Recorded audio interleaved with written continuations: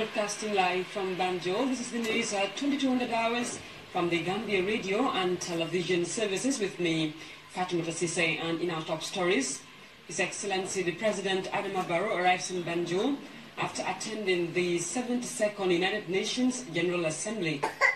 And the members of the Security Technical Working Group meet with opinion leaders in the West Coast region.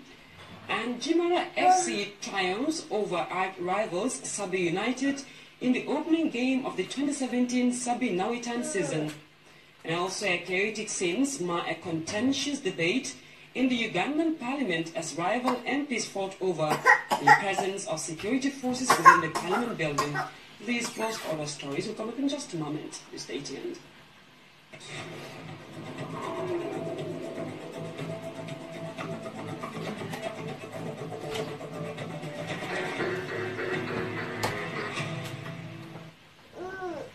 And His Excellency the President of the Republic of the Gambia, Adama Barrow, has renewed his resolve to remove Gambia from its 2-decade of isolation from the rest of the world and seek for new partners that will help new democratic Gambia move its foreign policy. And the President was speaking shortly after his return from the 72nd session of the United Nations General Assembly meeting in New York. And the President was received at the Banjul International Airport by the Vice President Aja Fatumata Jallow Tambajang, Cabinet Ministers, Service Chiefs, and members of the Diplomatic and Consular Corps. Here's an excerpt. Your Excellency, welcome back. This is a very traditional and at the UNGA, and we understand you made a very good speech. How do you intend to match some of the part of the speeches that you made in the UN, comparing it here and the home front?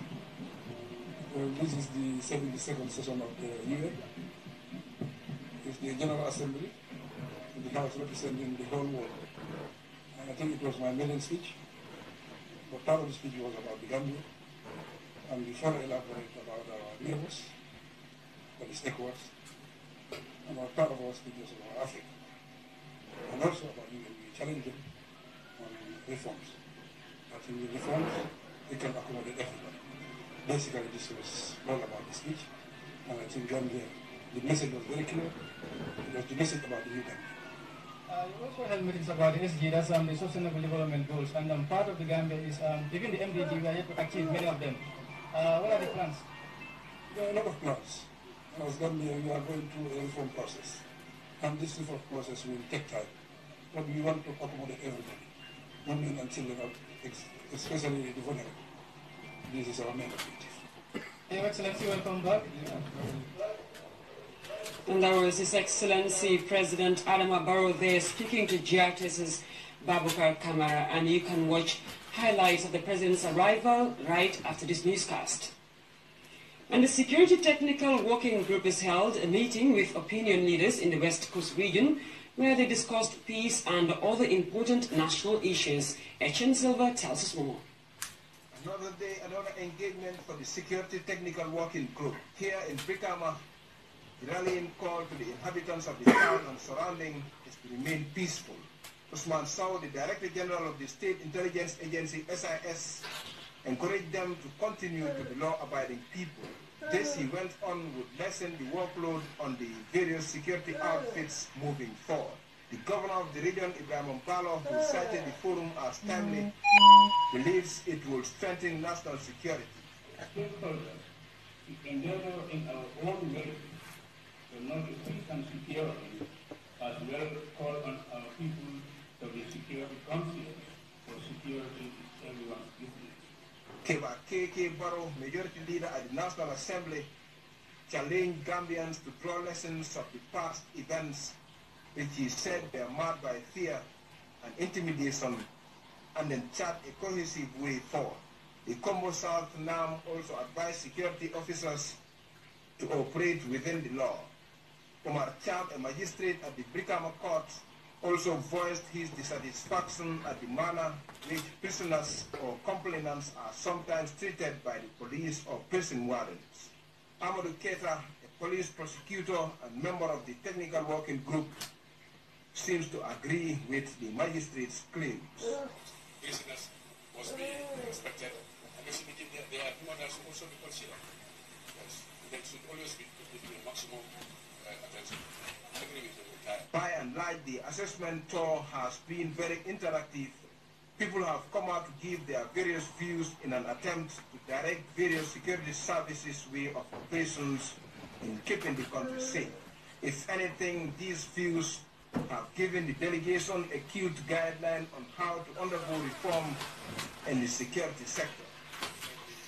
It's very positive. It's going to help us really run the security sector reform. At the same time, it's also going to help the relationship between the security sector and the general public. Singer Jande was especially pleased with the contributions of the women folk who contributed in the various fora. Nonetheless, he encouraged them to join the security services to contribute their quota to nation building.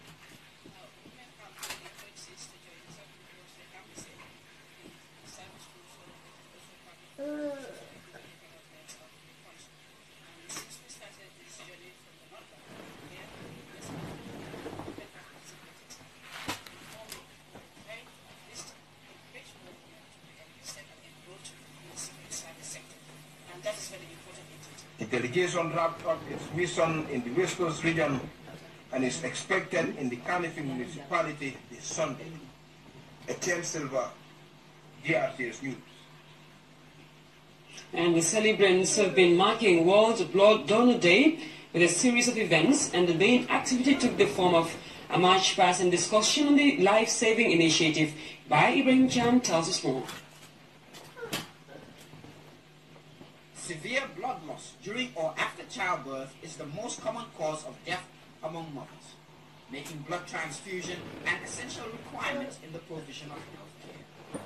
Blood donation is one of the most significant contributions that a person can make towards saving a life. With the huge deficiency rate, the National Blood Transfusion Services states that every year 10 to 12,000 units of blood are collected in the Gambia.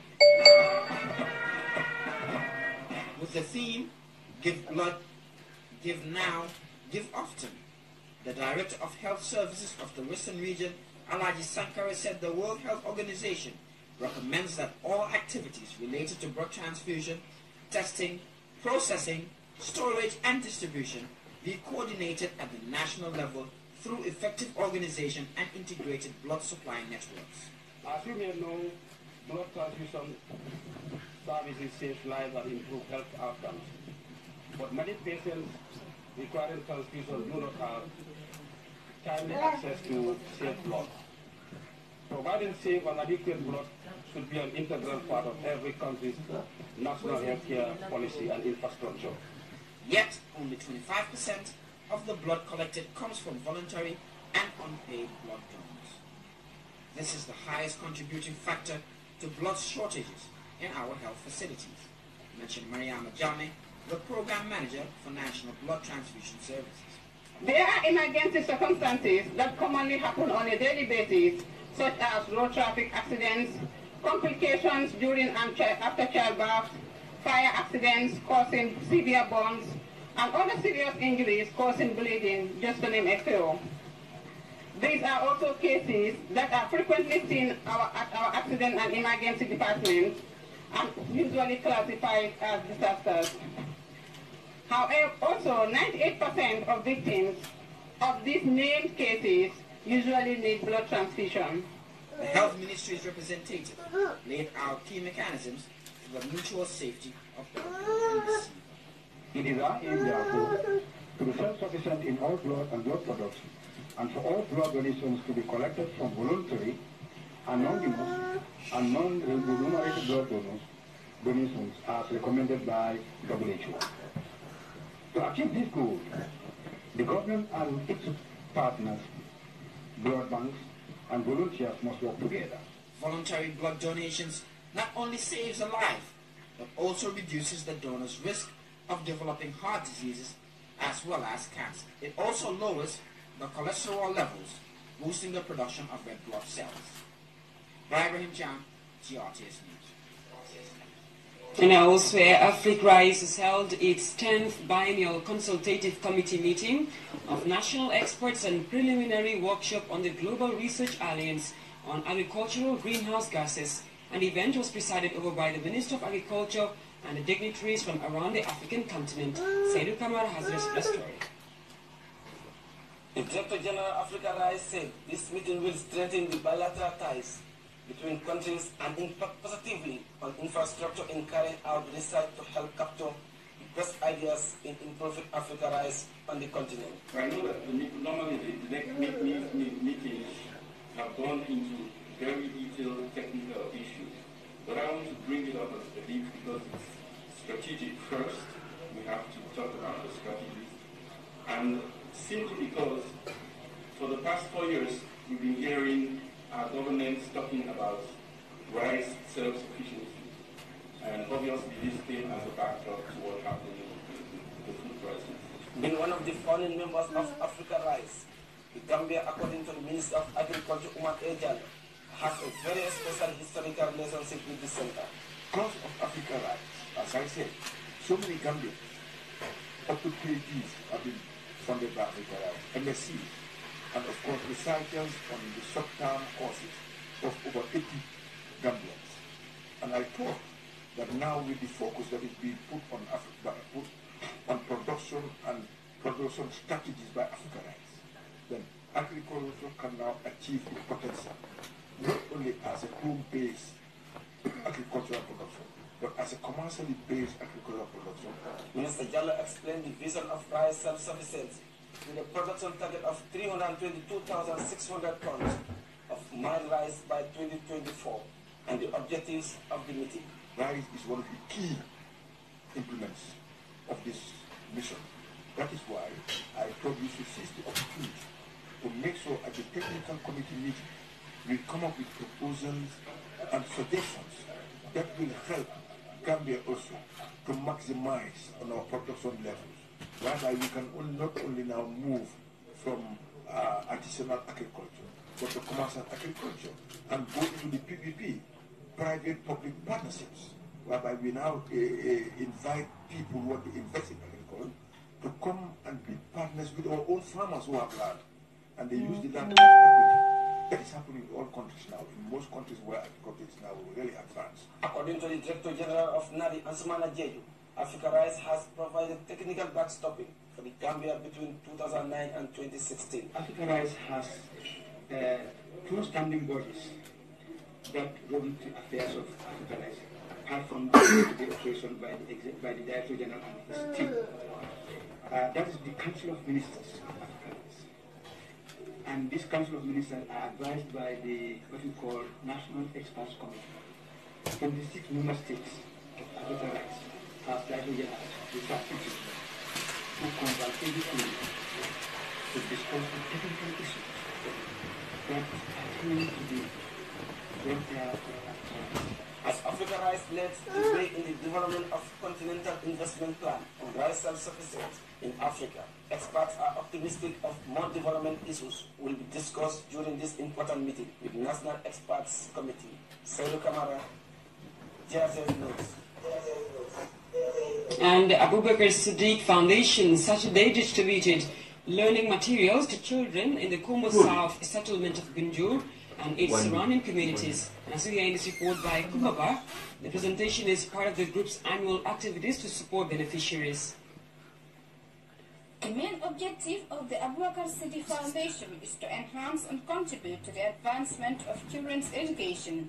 As part of their annual activities, the foundation has presented learning materials to the needy and orphans in Gunjur to support their welfare. As part of our work at the beginning of every academic year, we give out learning materials to our sponsored children or students in different categories, lower basic, upper basic, and senior schools.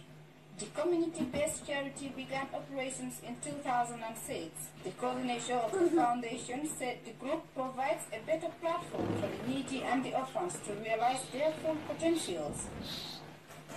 The organization has been working tirelessly, and the volunteers Since then, I've been volunteering to ensure that the orphans and the needy children and the widows are supported in order for them to be successful in their life.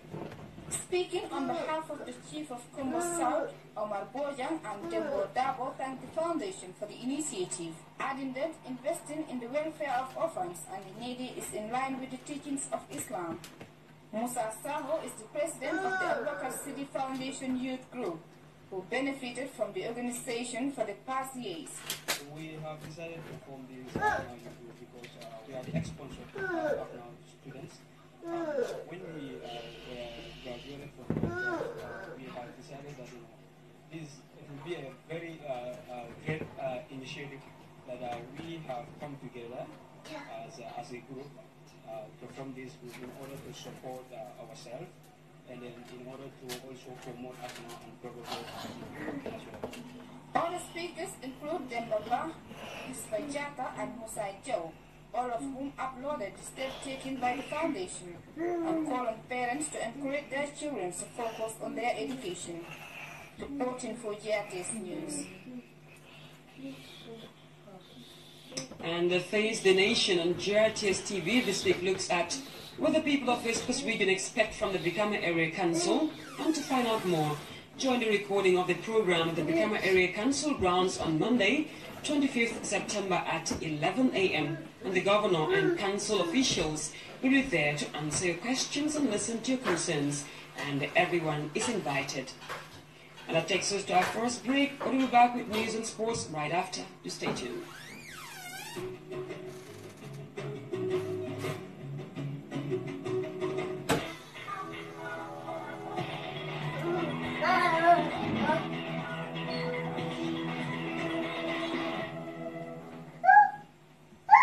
Welcome back, and let's take a look at sports where Jimara FC defeated Sabi United 1-0 to win the opening match of the 2017 Sabi Nawitan season.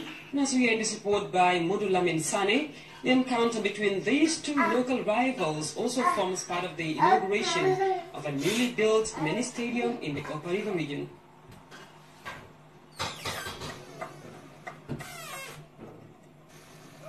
Sabi Village finally inaugurated a new mini stadium, making it the second major sports facility in the Upper River region.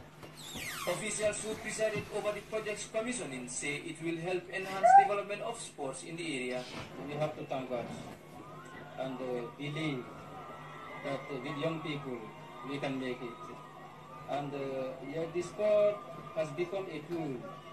The sport is an asset today for the government to give it to the young people, to equip them, capacitize them, so that they can involve in national development. The inaugural ceremony also featured an opening match between Sabi United and Jimara FC. This game marked the commencement of Nawitan for 16 teams. In what can be described as a historic moment, Mamadou Dukre becomes the first player to net the first ever goal at the newly commissioned mini stadium.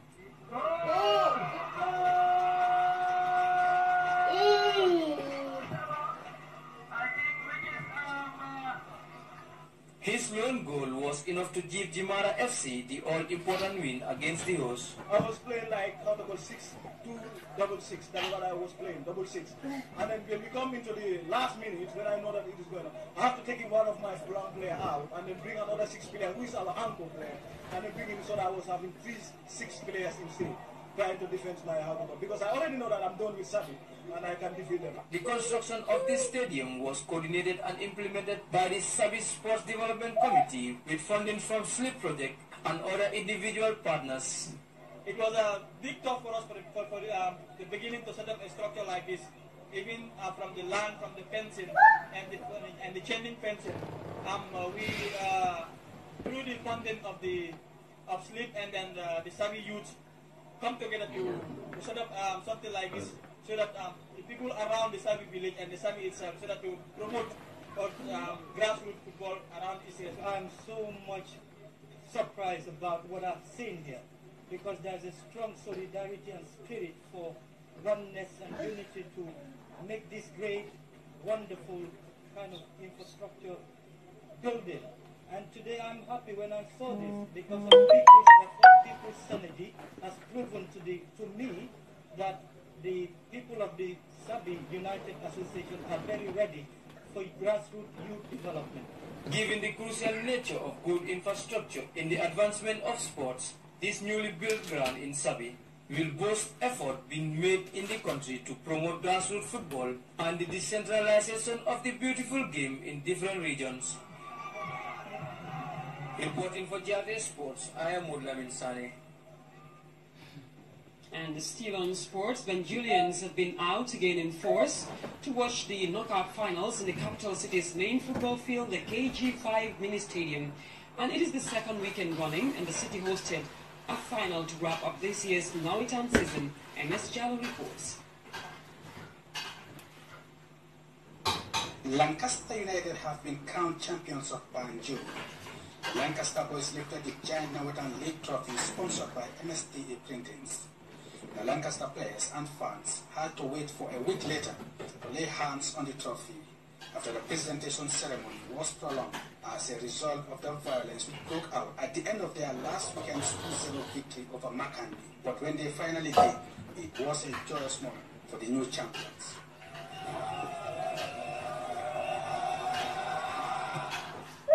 We are so happy with so many excitement because we have been working this for the whole season. So thank God at least we have achieved our goal. You get champion go Magdi.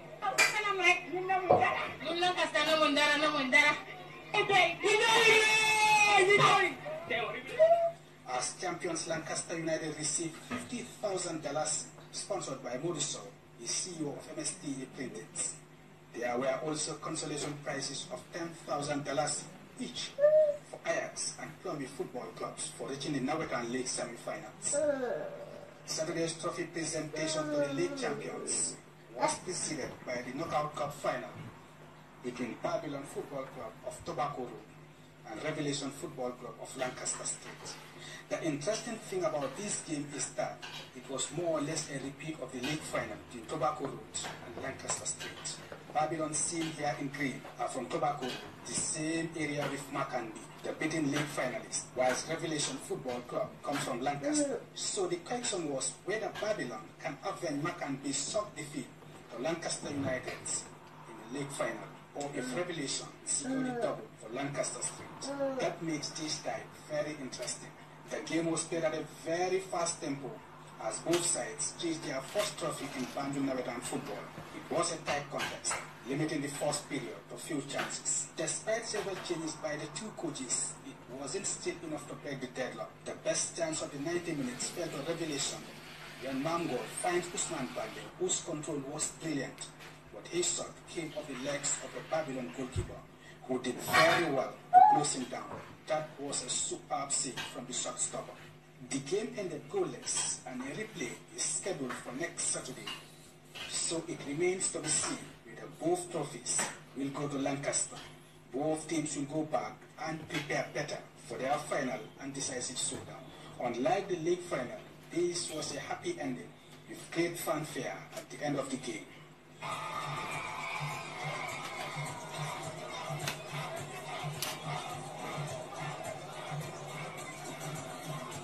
Modest Jallo, GRTS Sports. And coming up next is the international stories right after this break. Do stay tuned.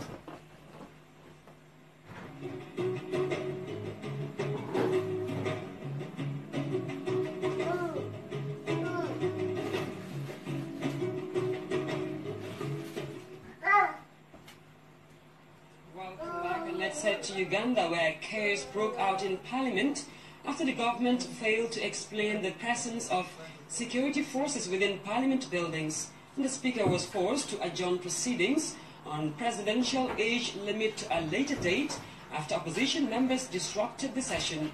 As CGTN's Isadel Nakiri reports from Kampala, opposition members were complaining at what they described as a siege situation on Parliament, which is deemed constitutionally as independent.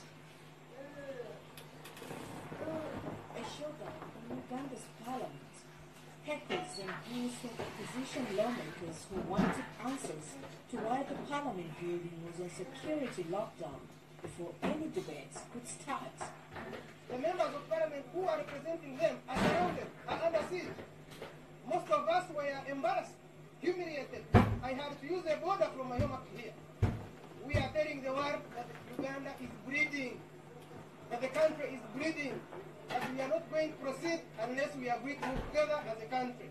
Otherwise, this cannot be business as usual. It's impossible. This militarization of politics cannot be acceptable. It's one of the moves to intimidate members of parliament. But we may be few in numbers, but we have the real heart. Dramatic scenes erupted as the ruling party members of parliament tried to shut them down. There was no attention given to the Speaker of Parliament who tried to calm down the MPs, prompting the Speaker to adjourn the House.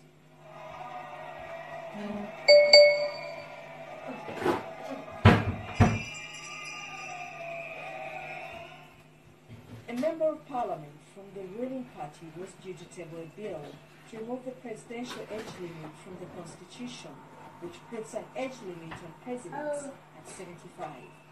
Currently thought to be 73, incumbent President Yoweri Museveni would be ineligible to run in the 2021 election. He's been in power here since 1986. The argument is, should we restrict Ugandans in terms of accessing electoral offices, i.e.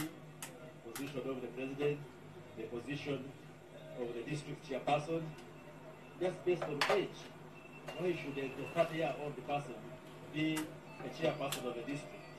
Why should a 90-year-old person be a president? Those are the arguments, and we have arguments on either side. And these are arguments which we shall make when the bill has been tabled. This sparked anger from the opposition who threatened to demonstrate. Security forces were deployed in the city. Several opposition politicians were arrested, including the mayor of the capital, Kampala. The offices of 2 civil society groups were also searched by police and some documents confiscated. It's alleged they were funding protests against the age bill. It's now not clear when the age limit bill will be tabled. The Speaker of Parliament says an appropriate date will be set, but opposition lawmakers are determined to block any attempt to have it tabled within the House. Isabel Nakiria, CGTN, Kampala, Uganda. And from Uganda to Morocco, where restaurant business has been rapidly increasing in the last few years, unofficial figures show there's been a 20% increase year on year in the last 3 years, making it one of the fastest growing markets in the country. Mr. Kim spoke to Samuel Bujididi, owner of Le Petit Rocher, one of the oldest restaurants in Casablanca, and it's considered a landmark destination in the city. This restaurant was created in 1932.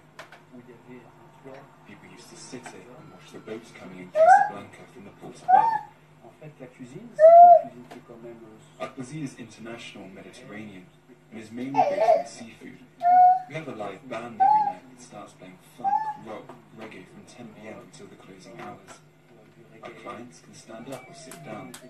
They can have drinks or have dinner while enjoying the good atmosphere. What makes your restaurant unique than others in Morocco? This restaurant is unique for many reasons. First of all, it has the best location ever. It is facing one of the best monuments in the world. Also, it is very close to downtown, but it is quiet, calm, and not as noisy as Casablanca. We have several rooms of different styles. We have a bistro style, we have a restaurant style, and we even have the live band style. It's 4 different styles for each client to choose. And one of them is a non-smoking area, which is very rare. Who is your type of client? Is it the local Moroccans or the foreigners? Who comes here?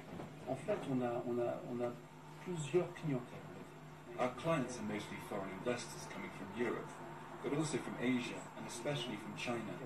The number is doubling this year compared to the years before. I believe that some of them are only visiting, while others are invited on behalf of their clients in order to come back and make business here. Tout ce qui est touristique, en fait, on a une grande clientèle qui est en train de... En fait, c'est un restaurant. And that brings an end to this edition of the News at 10. But before we go, I read out the top stories once again. His Excellency the President Adama Barrow has arrived in Banjul after attending the 72nd United Nations General Assembly. And the members of the Security Technical Working Group have met with opinion leaders in the West Coast region. And Jimara FC has triumphed over rivals Sabi United in the opening game of the 2017 Sabi Nawitan season. And chaotic scenes have marred a contentious debate in the Ugandan parliament as rival MPs fought over the presence of security forces within the parliament building. Well, that was all in this edition of the News at 10 with me, Fatima Tassisay. Thank you for joining us, and do stay tuned to GRTS.